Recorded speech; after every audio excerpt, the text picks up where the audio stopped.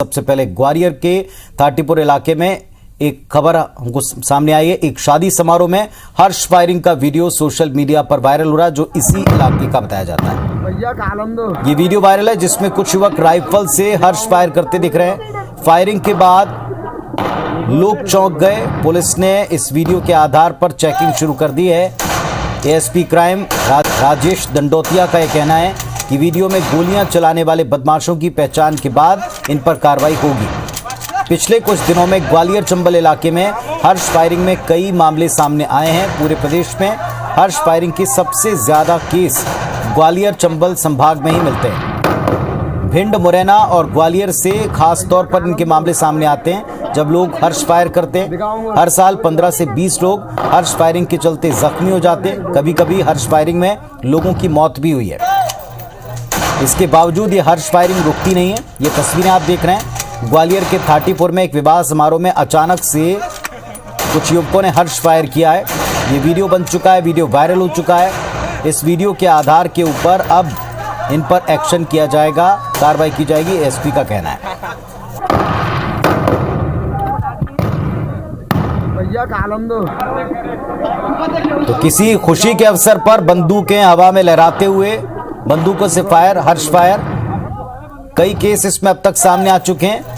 प्रतिवर्ष इसमें लोग जख्मी होते हैं, कई दफा जान चली जाती है, लेकिन लोगों का ये शौक पूरा नहीं हो रहा। इस पर लगाम कसने को लगातार दावे भी बहुत हैं, नियम कायदे कानून भी बताए जाते हैं, लेकिन ये बेअसर है इन पर।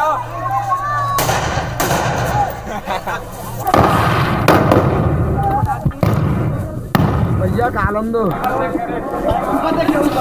दिखाऊंगा। तो आत्मरक्षा के लिए रखे जाने वाले हथियार शौर्य के प्रदर्शन का इस तरह की तस्वीरों के तौर पर सवाल उठाते हुए पूरी व्यवस्था पर नजर आते हैं। अभी जो वीडियो है इस आधार के ऊपर पुलिस कार्रवाई करेगी, दावा है। बदमाशों पर सख्त एक्शन होगा, एएसपी का दावा है।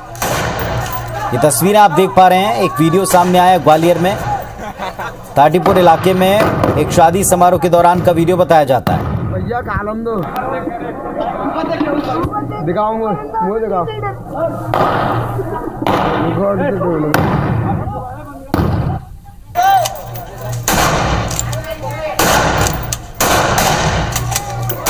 तो शादी समारोह में हवा में गोलियां दागते युवक, हर्ष फायर करते युवक दिखाई पड़ रहे हैं। इसे शान माना जाता है, लेकिन कई दफा इस शान के चक्कर में लोगों की जान तक चली गई है। कई दफा जान पर बनाई है, लेकिन लोग सुधरते नहीं हैं। लाइसेंसी और गैर लाइसेंसी हथियारों की होड़ इस पूरे अंचल में कोई नई बात नहीं है। शादी समारोह में भिंड, मुरैना और ग्वालियर में हर्ष फायर का होना आम सी बात हो चली है। दावे हैं इस पर बार बार के इस पर लगाम कसी जाएगी, लेकिन इस पर अब तक लगाम कसी नहीं जा सकी। ये तस्वीर, ये वीडियो इस बात का सबूत है।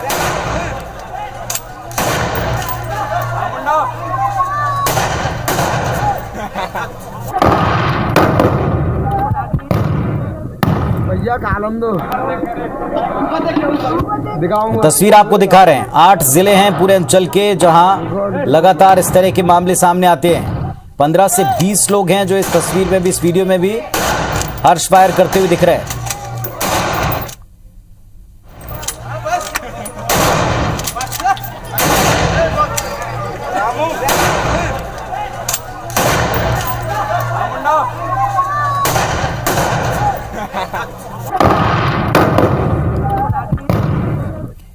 और नासिर गौरी ग्वालियर से जुड़ रहा है हमारे साथ। नासिर, लोग सुधरते नहीं हैं। ये आत्मरक्षा के नाम पर हथियार लाइसेंसी रखते हैं, कईयों के पास गैर लाइसेंसी भी हैं, और ये तस्वीरें बताती हैं कि कोई लगाम नहीं कस पा रहा इन पर, चाहे लाख दावे हो जाएं।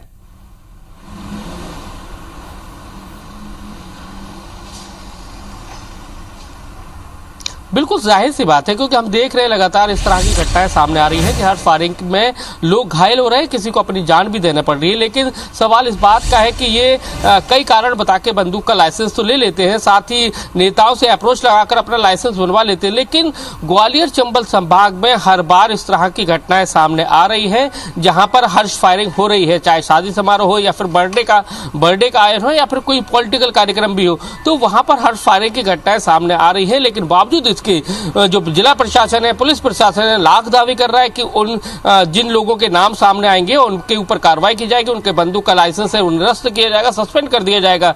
वो अभी तक लेकिन ऐसी कोई कार्रवाई नहीं दिखी है जिसमें हर्ष फायरिंग की घटना के बाद उन लोगों का लाइसेंस को निरस्त कर दिया गया हो। सबसे हैरत की बात यह है कि मध्य प्रदेश में सबसे ज्यादा जो लाइसेंसी बंदूक है वो ग्वालियर में है, और यानी कि ग्वालियर चंबल संभाग में लाइसेंसी बंदूक है वो ग्वालियर में है, और यानी कि ग्वालियर चंबल संभाग में उस समय डकैतों से रक्षा करने के लिए लोगों को बंदूक मिली थी, लेकिन अब कहीं ना कहीं यही बंदूक लोगों की जान की दुश्मन भी बनी हुई है।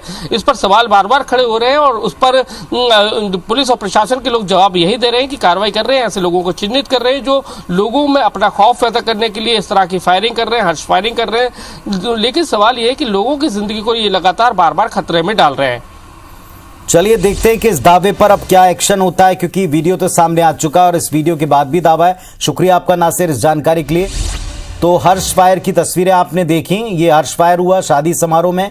इसमें 15 से 20 लोग अपनी गन लहराते हुए, बंदूकें लहराते हुए हर्ष फायर करते हुए नजर आए हैं और इस पर दावा है कि कानूनी कार्रवाई होगी। जांच की जा रही है इस वीडियो की। सबसे पहले पता लगा किस क्षेत्र का है।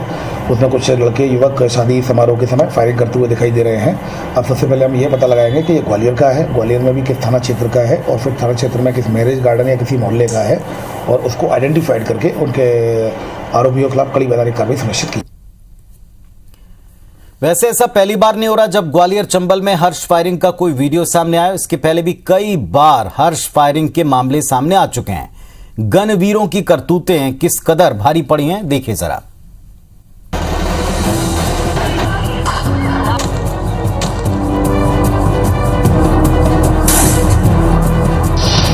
रसूख की निशानी बंदूक,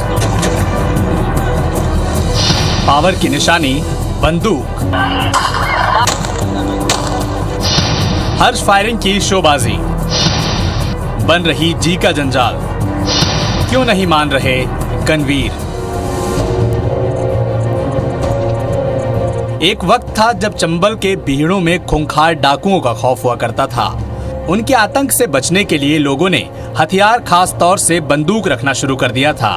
तब मकसद आत्म सुरक्षा का था, लेकिन अब बंदूक रखना स्टेटस सिंबल बन गया है। ताजा तस्वीरें इटारसी से आई हैं, जहां महाराणा प्रताप जयंती की शोभा यात्रा के दौरान गनवीरों ने ताबड़तोड़ गोलियां चलाकर अपनी बहादुरी की झलक पेश की। ग्वालियर में एक शादी के दौरान खुलेआम हथियार लहराने का वीडियो सामने आया। घटना 8 मई की है, जिसमें डीजे पर डांस बीट के बीच फायरिंग की गई और इसी दौरान दूल्हे के पिता को गोली लग गई।